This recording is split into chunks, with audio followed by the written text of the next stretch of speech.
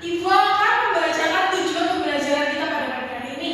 Yang pertama, dapat menjelaskan pentingnya menjaga keutuhan NKRI dan ideologi Pancasila.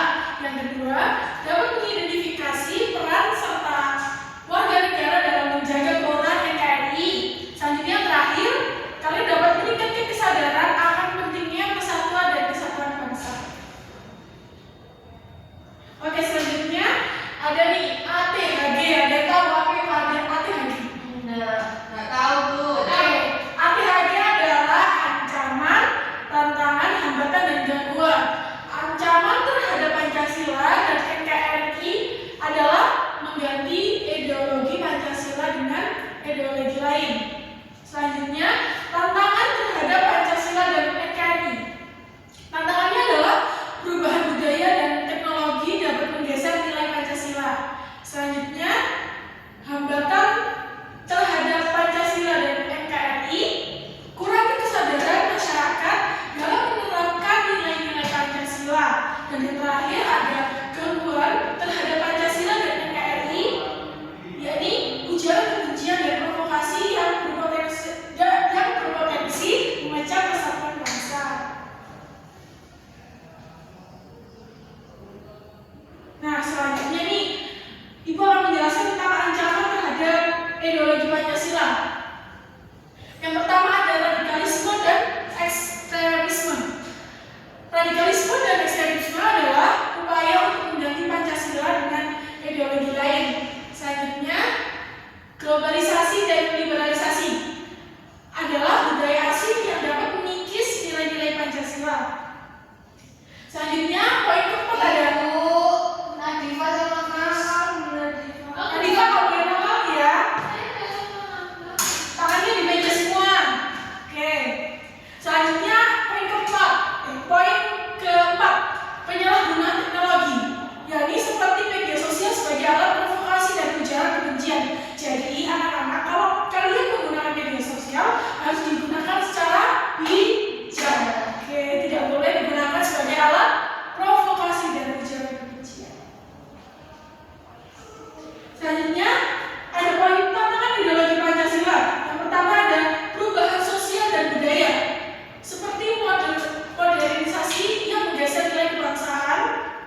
Selanjutnya yang kedua ada disinformasi dan polarisasi, seperti munculnya opini-opini yang melemahkan Pancasila. Selanjutnya yang ketiga ada krisis moral dan etika, seperti kurangnya pemahaman terhadap nilai-nilai bangsa. Next, ada hambatan terhadap ideologi Pancasila anak-anak, seperti kurangnya kesadaran masyarakat terhadap pentingnya Pancasila. Dan selanjutnya, minimnya pendidikan Pancasila dan kurikulum sekolah.